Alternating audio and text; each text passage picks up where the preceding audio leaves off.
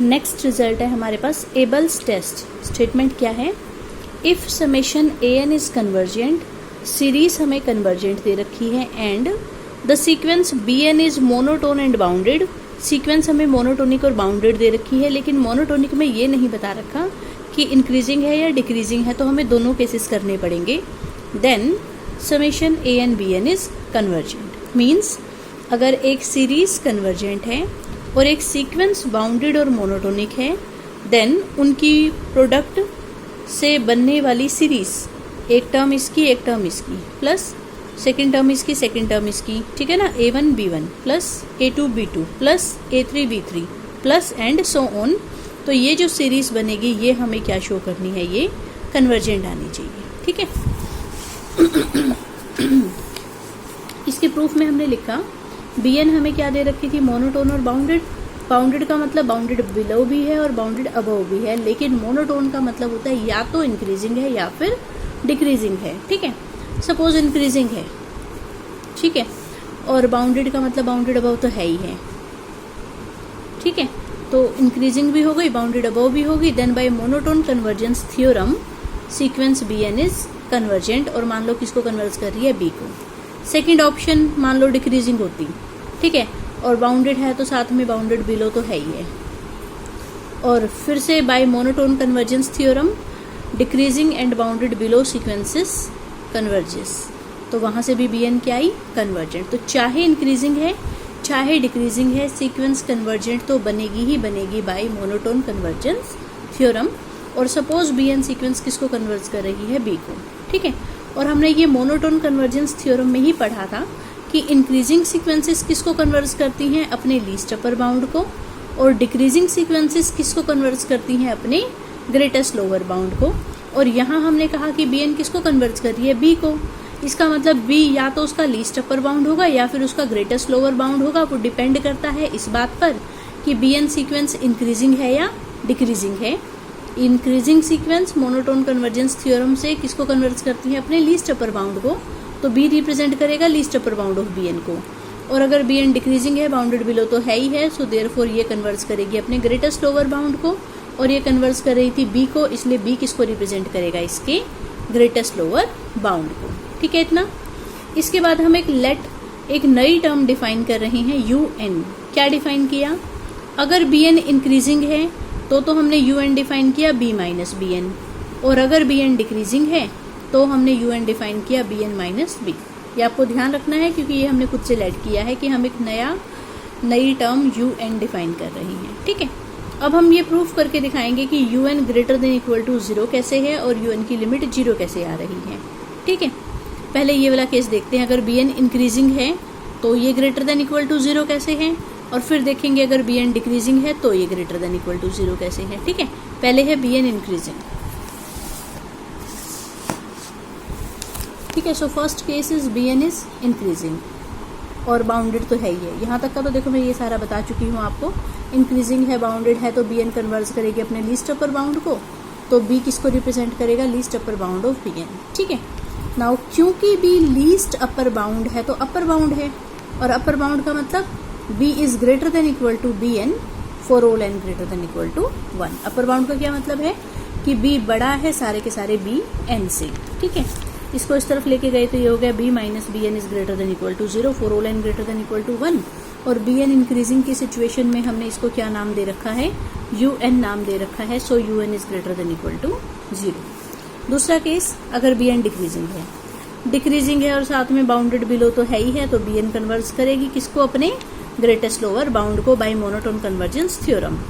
और Bn converge करी थी B को, तो B किसको रिप्रेजेंट करेगा? Greatest lower bound of Bn, ठीक है। अब देखो यहाँ तक तो मैं वैसे बता चुकी थी। नाउ B क्या है? ग्रेटेस्ट लोअर बाउंड, मतलब कि लोअर बाउंड, और लोअर बाउंड का मतलब B is less than equal to Bn for all n greater than equal to 1। Lower bound की डेफिनेशन लगा दी। फिर B को उस तरफ लेके गए तो ये हो गया 0 is less than equal to Bn minus B, और it means Bn minus B is greater than equal to 0। और Bn डिक्रीजिंग की सिचुएशन में इस टर्म को हमने क्या नाम दे रखा था? UN। So UN is greater than equal to 0। तो चाहे Bn इंक्रीजिंग है और चाहे Bn डिक्रीजिंग है, दोनों ही सिचुएशंस में हमारे पास क्या आया? U n is greater than equal to 0।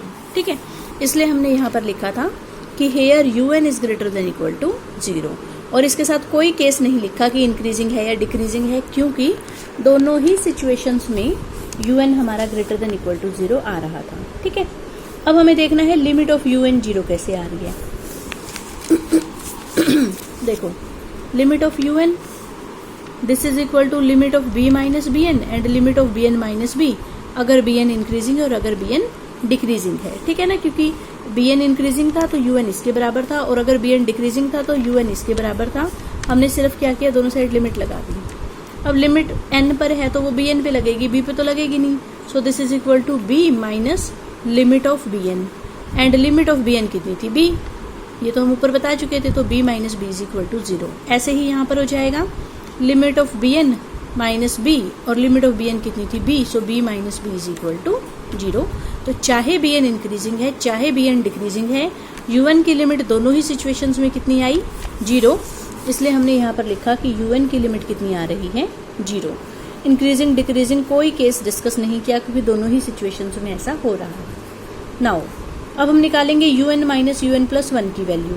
तो उसके लिए यू एन की वैल्यू पुट कर दो, यू एन प्लस 1 की वैल्यू पुट कर दो। जब यहाँ एन था तो यहाँ एन आ जाएगा, एन प्लस 1 होगा तो यहाँ एन प्लस 1 आ जाएगा। ठीक है, तो यू एन की वैल्यू पुट की यू एन प्लस 1 की इंक्रीजिंग के केस में, फिर यू एन की वैल्यू पुट की यू एन प्लस 1 की वैल्यू पुट की डिक्रीजिंग के केस में। ऊपर भी यहाँ भी बी से बी कट जाएगा, यहाँ भी बी से बी कट जाएगा, ये बच जाएगा हमारे पास। ठीक है, नाउ अब मैं प्रूफ करके दिखाऊंगी कि u n minus u n plus 1 will greater than equal to 0, चाहे इंक्रीजिंग वाला केस है चाहे डिक्रीजिंग वाला केस है। ठीक है, ये देखो, पहले मान लिया हमने बी एन इंक्रीजिंग है। इंक्रीजिंग का मतलब होता है जिसका सफिक्स छोटा है वो टर्म छोटी है, जिसका सफिक्स बड़ा है वो टर्म बड़ी है। So B N is less than equal to B N plus 1, इसको उधर ले गए तो ये हो गया 0 is less than equal to B N plus 1 minus b n, और यही हमारा क्या था, u n minus u n plus 1। किस सिचुएशन में, जब बी एन इंक्रीजिंग था तो ये टर्म इसके बराबर थी। ठीक है, और जब बी एन डिक्रीजिंग था, डिक्रीजिंग का मतलब जिसका सफिक्स छोटा है वो टर्म बड़ी है और जिसका सफिक्स बड़ा है वो टर्म छोटी है। ठीक है, फिर इसको उधर लेके गए तो ये चीज़ आ गई, और डिक्रीजिंग की सिचुएशन में ये वैल्यू किसकी थी, u n minus u n plus 1 की। तो चाहे बी एन इंक्रीजिंग है और चाहे बी एन डिक्रीजिंग है, दोनों ही सिचुएशंस में u n minus u n plus 1 greater than equal to 0 आएगा। ठीक है ना, सो ये हमने लिख दिया, u n minus u n plus 1 greater than equal to 0 आया दोनों सिचुएशंस में। फिर इसको इस तरफ लेके जाएंगे तो ये हो जाएगा u n is greater than equal to u n plus 1। इसका मतलब जिसका सफिक्स छोटा है वो टर्म बड़ी आ रही है। So u n is a decreasing sequence of positive terms. कहाँ से आया, यहाँ से आया। यहाँ पॉजिटिव नहीं लिखना चाहिए था, क्या लिखना चाहिए था, नॉन नेगेटिव।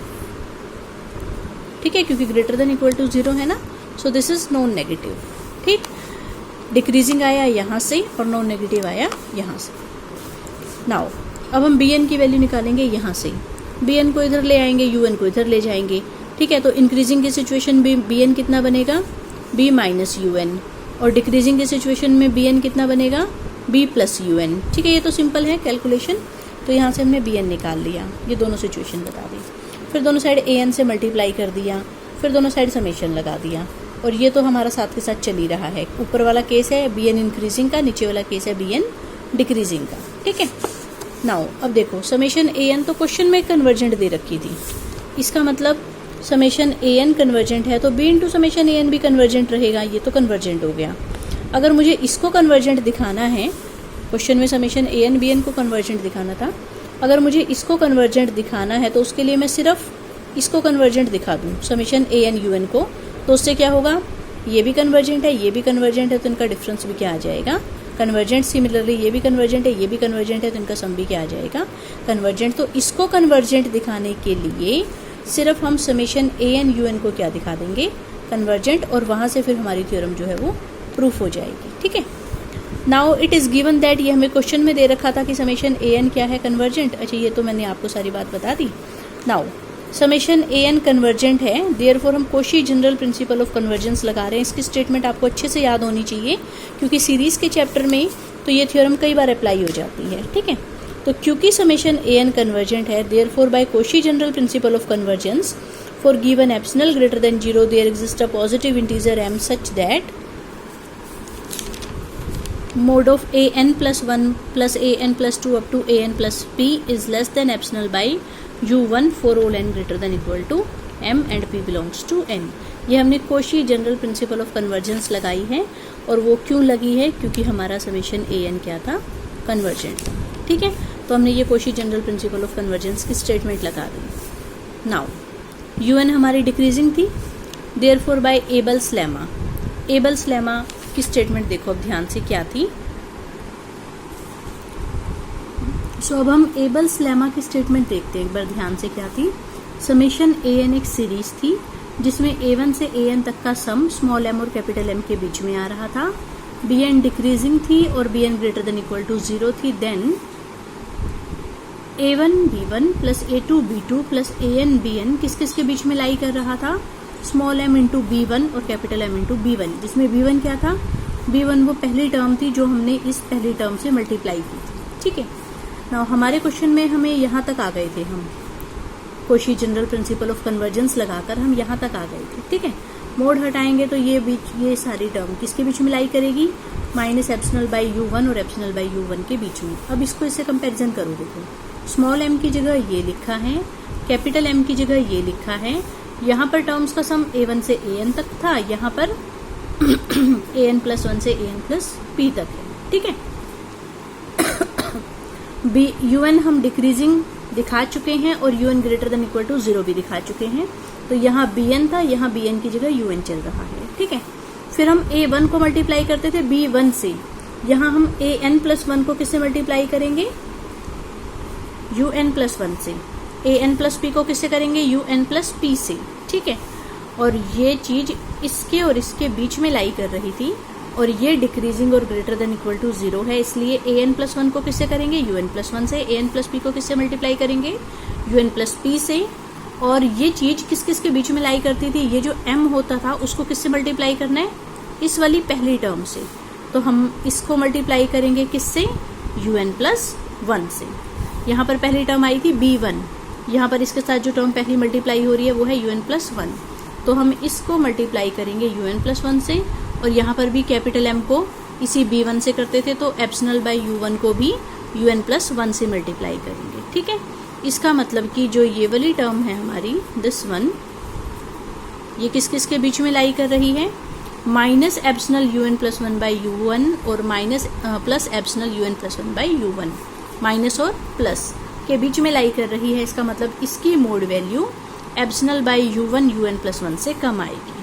ठीक है, जैसे यहाँ पर हमने मोड हटाया था और ऐसे ही हमने यहाँ पर वापसी मोड लगा दिया, क्योंकि ये टर्म नेगेटिव और इस पॉजिटिव के बीच में लाई कर रही थी. इसका मतलब इसकी मोड वैल्यू इस टर्म से कम आ जाएगी. ठीक है, तो ये चीज आ गई हमारे पास कि mode of an plus 1 un plus 1 से लेके an plus p un plus p is less then epsilon by u1 into un plus 1.